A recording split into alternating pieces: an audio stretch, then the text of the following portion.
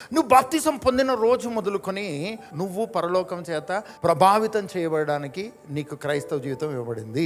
ఇది primary thing అండి. నువ్వు ప్రేయర్ చేయడం అన్నది ముఖ్యం కాదు. నీ కష్టాలను నువ్వు మొరపెట్టడం ముఖ్యం కాదు. నువ్వు దేవుని సన్నిధిలో నీ బాధంతా కుమ్మరించుకోవడం ఇంపార్టెంట్ కాదు. మొట్టమొదట నీ కొరకు తెరవబడిన పరలోకము నువ్వు పని కల్పించడానికి నువ్వు అనుదినము సమయం ఇవ్వాలి.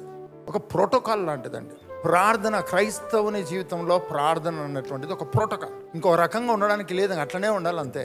ఇది ఇలా జరగాలంటే ఇలా జరగాలి, ఈ టైంలో జరగాలంటే ఈ టైంలో జరగాలి, ఇది ఇలా ఉండాలంటే ఇలా ఉండాలి. ఇది వర్క్లో ఉన్న అధికారికి ఇవ్వబడినటువంటి ఒక విధానం. లీవ్ పెట్టాడు అనుకోండి, ఇంకా ఏం ప్రాబ్లమే లేదండి. కలెక్టర్ గారు లీవ్ పెట్టారనుకోండి, ఏం లేదండి. అలా కాకుండా డ్యూటీలో ఉన్నారనుకోండి, ఆ పద్ధతిని ఫాలో అవ్వాల్సిందే.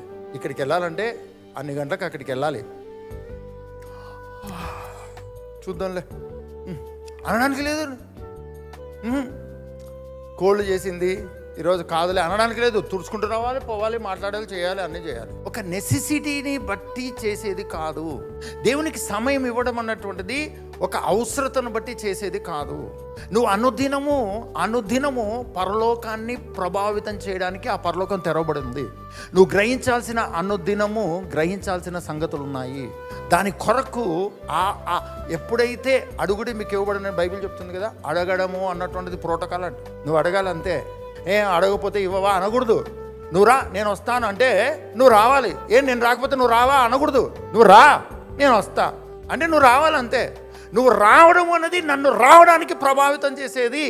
అలానే దేవుడు అడగమన్నాడు. నువ్వు అడిగితే ఆయనను ప్రభావితం చేస్తున్నావు, ఆయనను సైలెంట్గా ఉండకుండా మాట్లాడేటట్టుగా చేస్తున్నావు.